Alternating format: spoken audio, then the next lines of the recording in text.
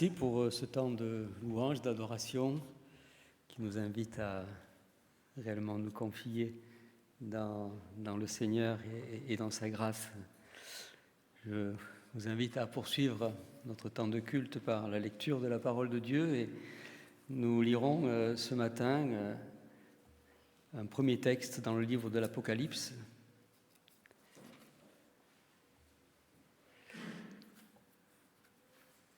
Au chapitre 5, les versets 11 à 14.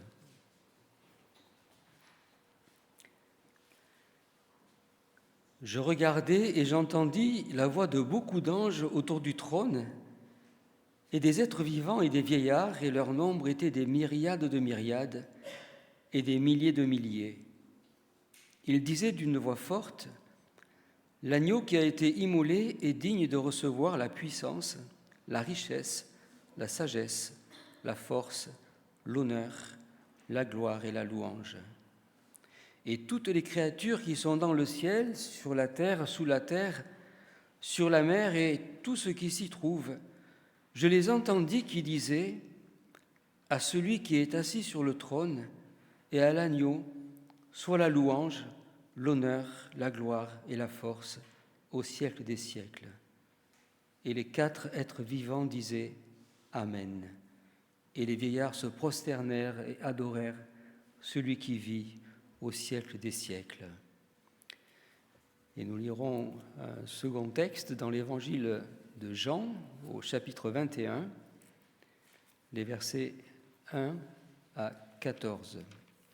Ovannu avedaran, que ça ne megerort que l'our, arachin amaren minche das no chorort amarnere.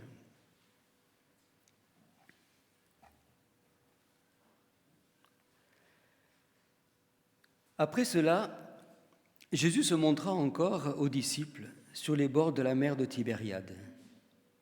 Et voici de quelle manière il se montra. Simon, Pierre, Thomas, appelé Didyme, Nathanaël de Cana en Galilée, les fils de Zébédée et 2 autres des disciples de Jésus étaient ensemble. Simon-Pierre leur dit « Je vais pêcher ». Ils lui dirent « Nous allons aussi avec toi ». Ils sortirent et montèrent dans une barque, et cette nuit-là, ils ne prirent rien. Le matin étant venu, Jésus se trouva sur le rivage, mais les disciples ne savaient pas que c'était Jésus. Jésus leur dit, « Enfants, n'avez-vous rien à manger ?» Ils lui répondirent, « Non. » Il leur dit, « Jetez le filet du côté droit de la barque, et vous trouverez. » Ils le jetèrent donc, et ils ne pouvaient plus le retirer à cause de la grande quantité de poissons. Alors le disciple que Jésus aimait dit à Pierre, « C'est le Seigneur. » Et Simon-Pierre, dès qu'il eut entendu que c'était le Seigneur, mit son vêtement à sa ceinture, car il était nu, et se jeta dans la mer. Les autres disciples vinrent avec la barque, tirant le filet plein de poissons, car ils n'étaient éloignés de terre que d'environ 200 coudées. Lorsqu'ils furent descendus à terre, ils virent là des charbons allumés, du poisson dessus et du pain. Jésus leur dit, « Apportez des poissons que vous venez de prendre. » Simon-Pierre monta dans la barque et tira à terre le filet plein de 153 grands poissons. Et quoiqu'il n'y en eût tant, le filet ne se rompit point. Jésus leur dit, « Venez, mangez. » Et aucun des disciples n'osait lui demander, « Qui es-tu ?» sachant que c'était le Seigneur. Jésus s'approcha, prit le pain et leur en donna. Il fit de même du poisson. C'était déjà la 3e fois que Jésus se montrait à ses disciples depuis qu'il était ressuscité des morts.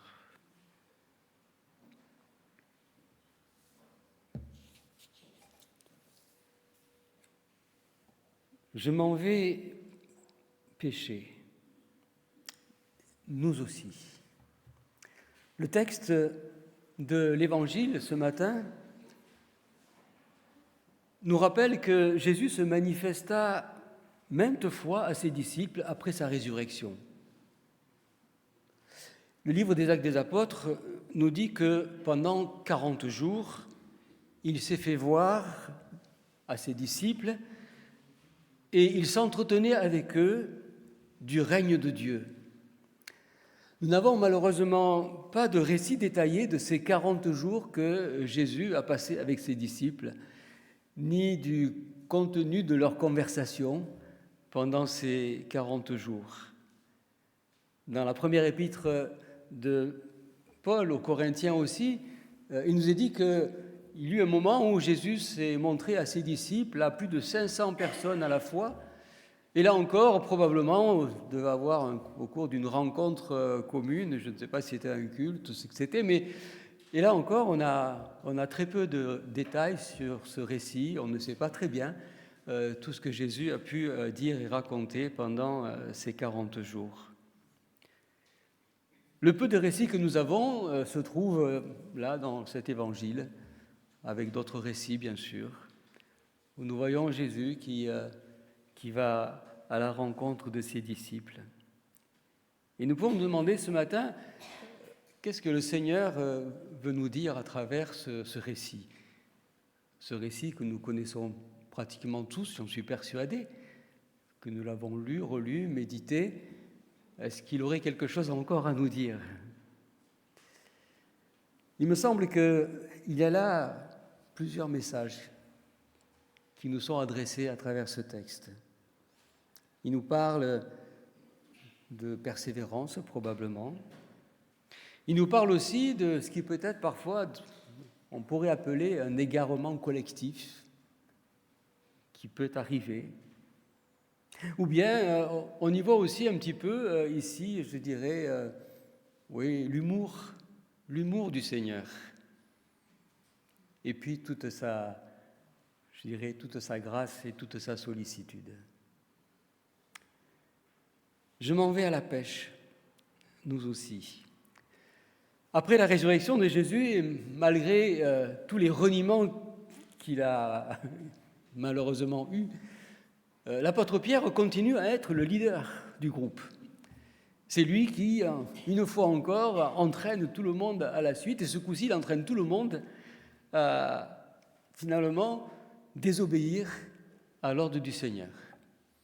Le Seigneur leur avait fait une feuille de route quand même bien précise. Il leur avait bien dit que vous serez témoins de ces choses dans le monde. Et voilà que Pierre et quelques compagnons, alors les autres on ne sait pas, on n'en parle pas, des autres disciples, mais ils sont un petit nombre là, et plutôt que d'accomplir la mission que le Seigneur leur a confiée, ici, tout simplement, Pierre et ses quelques compagnons reprennent le chemin de la vie normale. C'est peut-être tout à fait légitime, parce qu'il faut bien manger, bien entendu, donc il faut travailler pour pouvoir assurer le quotidien.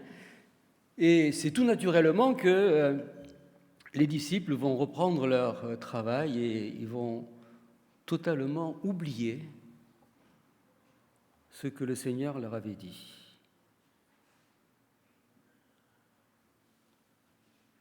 Et c'est alors qu'ils vivront un terrible échec. Et même qu'ils iront de déception en déception.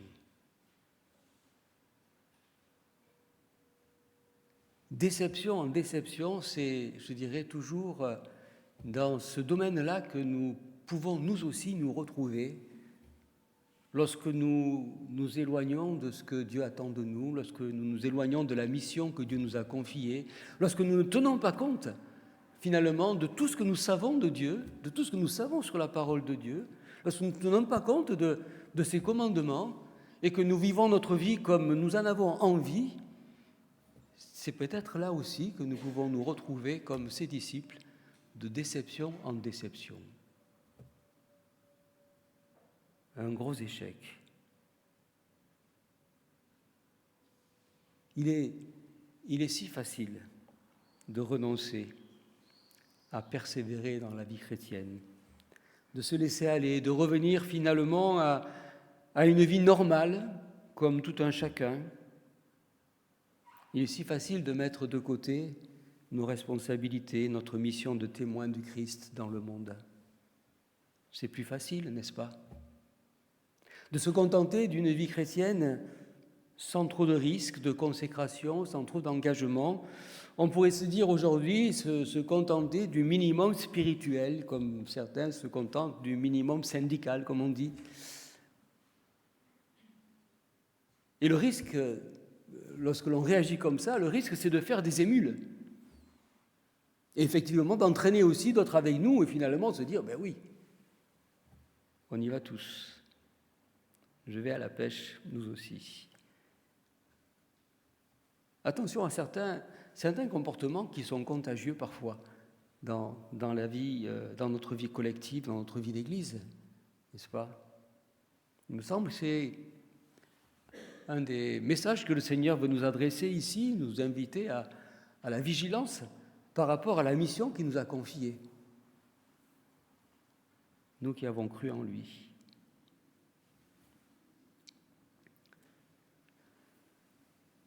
Et les enfants, auriez-vous quelque chose à manger?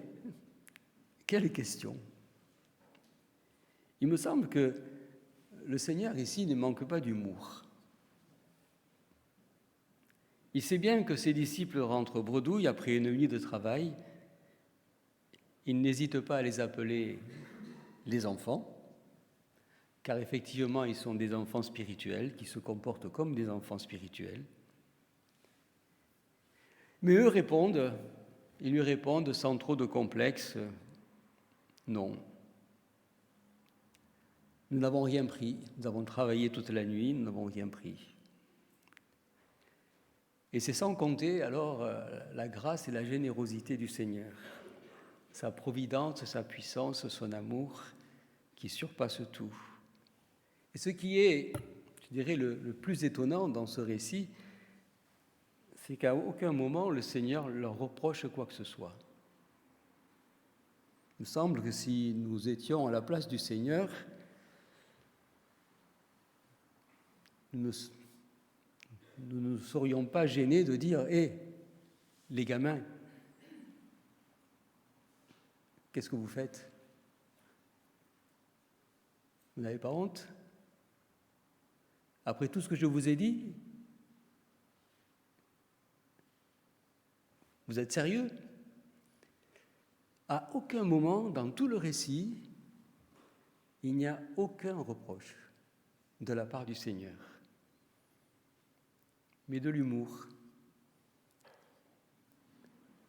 Le Seigneur ne va pas leur dire « vous avez un échec ». Il va simplement leur poser la question « vous n'avez rien à manger ?» Il me semble que c'est ainsi aussi que le Seigneur veut agir avec nous. Le Seigneur n'est pas là pour nous faire des remontrances par rapport à nos vies, par rapport à ce que nous faisons ou nous ne faisons pas. Mais ce que le Seigneur souhaite chaque fois, c'est un petit peu ce qu'on voit ici dans ce récit, à savoir que le Seigneur veut nous amener toujours à prendre conscience nous-mêmes de l'état dans lequel nous sommes. Plutôt que de nous dire « tu vois là, tu n'as rien pris », il va nous amener à réaliser qu'effectivement, on n'a rien pris. Il me semble que c'est une façon, et c'est cette façon dont le Seigneur agit pour nous responsabiliser, pour nous traiter non pas un enfant, mais pour nous traiter un adulte.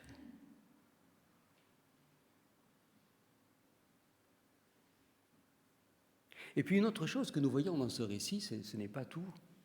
Une autre chose que nous voyons dans ce récit, et c'est étonnant, c'est que une fois qu'ils ont vécu cette pêche miraculeuse, et que c'est l'apôtre Jean qui va dire c'est le Seigneur, et Pierre va se jeter à l'eau. On pourrait se demander, mais pourquoi est-ce qu'il se jette à l'eau? C'est étrange, vous ne trouvez pas? Pierre laisse les filets, les poissons, et il se jette à l'eau, il va vers Jésus.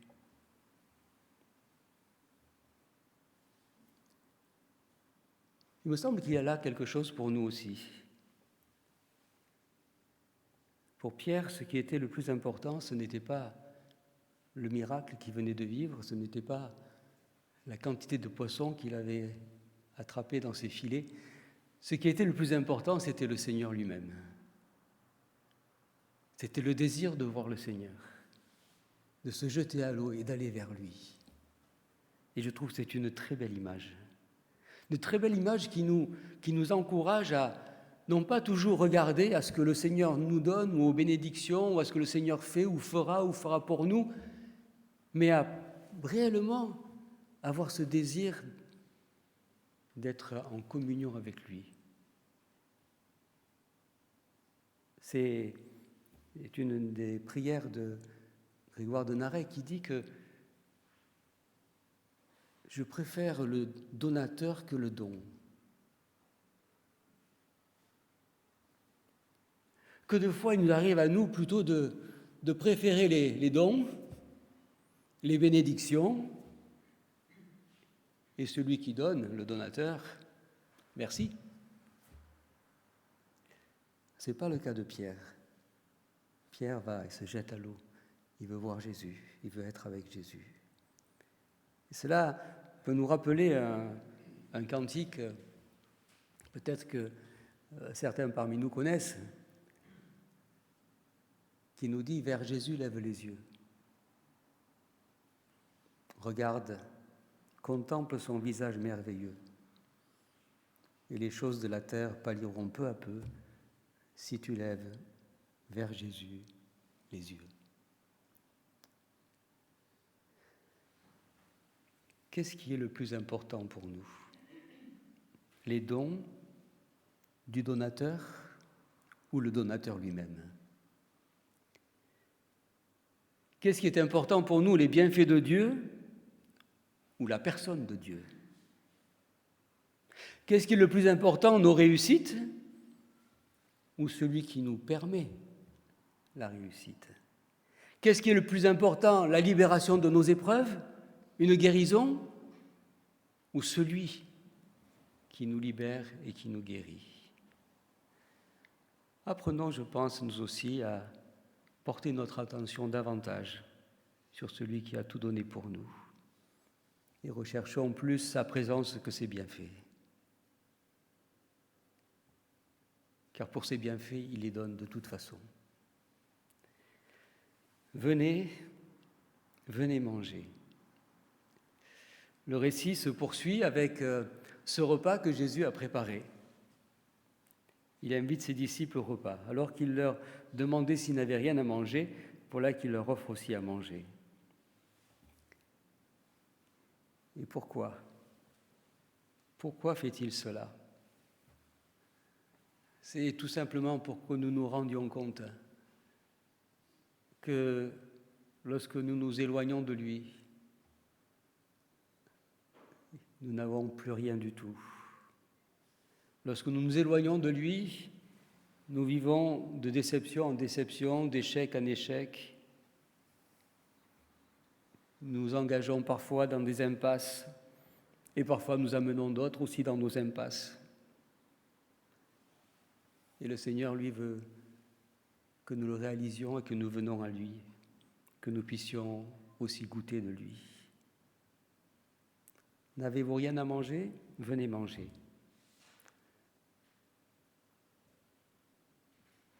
Tout ce que vous avez fait pour avoir ce que vous souhaitiez avoir, vous ne l'avez pas eu. Moi, je vous le donne. Et je vous le donne gratuitement. C'est une grâce. Venez, tout est prêt. Apportez aussi de ce que vous avez péché, mais venez, tout est prêt.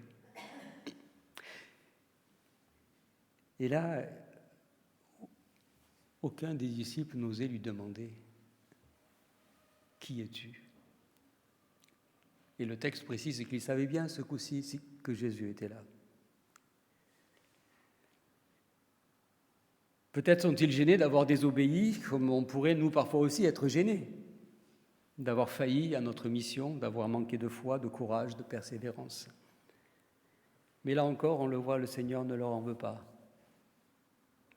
À aucun moment, il va leur reprocher leur égarement. C'est ce que le Seigneur fait aussi avec nous. Tout ce que le Seigneur souhaite, c'est de toujours nous ramener à la communion avec lui. Et le Seigneur, ce matin, nous invite à sa table, à partager aussi ce repas de la Cène, témoignage de son amour, de son pardon, de l'espérance qu'en lui, que nous puissions, nous aussi, ce matin, à travers la Cène que nous allons prendre, simplement le remercier, l'adorer, comme les anges dans cette vision de l'Apocalypse, et dire « Il est digne l'agneau immolé, celui qui siège sur le trône, louange et honneur, gloire pour tous les siècles. » Car notre Dieu est vraiment un Dieu extraordinaire et un Dieu bon. Venez, car tout est prêt. Ce matin, le Seigneur nous invite à accepter la grâce du salut si nous ne l'avons pas encore fait. Il nous invite à une obéissance peut-être qu'il attend de nous. Je ne sais pas dans quel domaine, mais chacun sait pour lui. Il nous invite peut-être à persévérer dans la foi, persévérer aussi dans notre témoignage, peut-être à prendre conscience nous-mêmes de l'état dans lequel nous nous trouvons, et peut-être revenir vers lui, porter nos regards vers lui, et finalement nous contenter de sa présence, nous réjouir de sa présence, et à croire que tout est déjà prêt, qu'il a déjà préparé la suite de notre histoire. Que Dieu bénisse sa parole. Amen. Je poursuivrai par la lecture du texte en arménien. Bidisharunagen Khayerenov. Gartatsink Hovanu Avedaran que ça nous met Gerorkuluch. Ասկե հետո Հիսուս նորեն ինքզինք իր աշակերտներուն հայտնեց Տիբերիայի ծովուն եզերքը, այսպես հայտնեց. Մեկտեղ էին Սիմոն Պետրոս ու Թովմաս երկվորյակ գոչվածը և Նաթանայել, որ Գալիլեայի Գանա քաղաքեն էր, և Զեբեդեոսի որդիները և աշակերտներեն ուրիշ երկու կալ. Սիմոն Պետրոսը սավանոնց ես ծուր որսալու գերտամ, ըսին անոր մենք ալ գուկանք քեզի հետ. Ելան և շուտ մը նավը մտան, այն քիշերը բան մը չփռնեցին. Արդուն Հիսուս զովուն եզերքը գայներ էր, բայց աշակերտները չջանցան, թե Հիսուսն է. Իսկ Հիսուսը սավանոնց դղակ ուդելու բան մը ունիք, պատասխան տվի իրեն ոչ. Եվ սավանոնց ուրգանը նավին աջ կողմը ցկեցեք ու պիտի գտնեք. Երբ ցկեցին, ցուգերուն շադուտենեն չէին գրնար զանիգա կաշել. Այնադեն աշակերտները, որ Հիսուսին սիրելի է, ըսավ Պետրոսին անիգա դերն է. Իսկ Սիմոն Պետրոս երբ լսեց թե դերն է, վերարգուն վրան արավ վասնզի մերգեր ու ձովը նետվեցավ. Մյուս աշակերտները նավագով եկան վասնզի սամակեն հերուշ չէին, միայն 200 գանքուն չափ, և ուրգանը ցուգերով կաշեցին. Երբ ցամաքը ելան հոն, վարված գրակ դեսան, վրան ցուգ դրված և հաց, Հիսուսը սավանոնց բերեք այդ ցուգերեն, որոնք դուք հիմա բռնեցիք. Սիմոն Պետրոս նավը մտավ և ուրգանը ցամաք քաշեց 153 խոշոր ցուգերով լեցուն, թեև անչափ շատ բան կար, բայց ուրգանը չբաժանվեցավ. Հիսուսը սավանոնց եկեք ջաշրեք. Աշակերտներեն մեկն ալ չեր համարձակեր անոր հարցնել «Տուն ով ես», վասնզի գիտեին թե դերն է. Այնադեն Հիսուս եկավ ու արավ հացը և անոնց տվավ, նույնպես ալ ցուգը, Այս երրորդ անգամն էր, որ Հիսուս իր աշակերտներուն երևցավ մերելներեն հարություն առնելեն հետո։ Շատ հետաքրքրական հատված մունինքոս, որ ցույց կտա մեզի թե ինչպես Հիսուսը ինքզինքը հայտնեց իր աշակերտներուն հարություն առնելեն հետո։ Շատ անգամ Հիսուս հայտնվեցավ իր աշակերտներուն հարություն առնելեն հետո։ Եվ որ շատ հետաքրքրական է տեսնել, թե ինչպես Հիսուս պիտի վարվի իր աշակերտներուն հետ եւ աշակերտները ինչպես պիտի վարվին Հիսուս Քրիստոսի հարության հետո։ Գտեսնենք, որ առաջին օրերը անոնք փոխանակ հնազանդելու Հիսուսի բادرին ասելով, որ դուք պիտի վկայեք հիմա, որ ես հարություն արած եմ եւ պետք է որ տարածեք այս լուրը։ Անոնք փոխանակ հնազանդիլ իրենց առաքելությունը կատարել, անոնք վերադարձան իրենց առաջվան գործերուն։ Եվ գտեսնենք, թե ինչպես Հիսուս պիտի վարվի իրենց հետ։ Եվ ոչ մեկ ադեն գտեսնենք, որ Հիսուս գանթիմանե իրենց։ Հիսուս սիրով պիտի առաջնորդե իրենց, որպեսզի իրենք հասկանան իրենց վիճակը։ Եվ ոսալ հոգևոր դասում ունենք, որ դերը ոս չէ մեզ միշտ անտիբելու եւ միշտ մեզի հետ տադել կամ տալաբարդել կամ ծևով մեզ հարցնել, թե ինչու համար անհնազանդ ենք։ Հիսուս այնպես կգործե, որպեսզի մենք հասկանանք եւ մենք տեսնենք, որ մենք անհնազանդ ենք։ Որպեսզի կարենանք հասկանալ, թե երբ որ կհեռանանք իրեն, այնադեն կգործվենք։ Երբ որ կհեռանանք իրեն, այնադեն չկավորության մեջ կապրենք։ Պետք է որ մենք հասկանանք այս ճշմարտությունը եւ գտեսնենք, թե ոս աշակերտները հասկացան։ Եվ մանավանդ ուրիշ հոգևոր դասում ունենք այս հատվածին մեջ, որ Պետրոսին թիրքն է, որ գտեսնենք, թե Պետրոս առաքյալ փոխանակ ծևով նկատի առնել այն հրաշքը, որ տեսավ եւ այս ծուգերը, որ դերը դվավ իրեն, ասիգա մեկ գոմ գծկե եւ ջուրը գնեդվի եւ Հիսուսի գերտա։ Շատ քեղեցիկ բادرգեր մնի ասի։ Որ ցույց կտա մեզի, թե ինչ է մեզի համար կարևորը։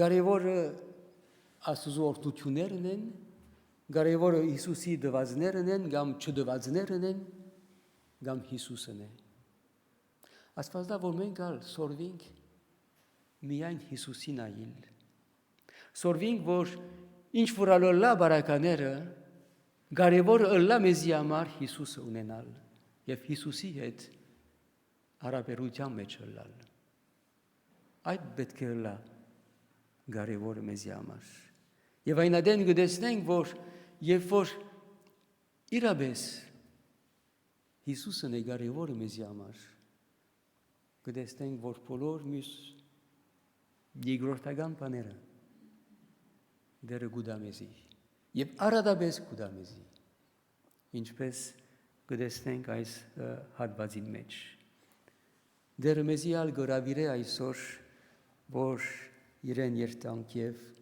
միայն իր ներկայությունը փնտրենք, միայն իր ներկայությունով ուրախանանք։ Եվ այս արդու մաղթանքս, աղոթքս է, որ երբ որ պիտի մոտենանք սուրբ սեղանին, երբ որ պիտի առնենք այս հացը եւ այս գավաթը, երախտաբարդությամբ առնենք եւ ասիկա բավարարը լա մեզի համար, բավարարելա իր ներկայությունը։ Եվ վստահ եմ, որ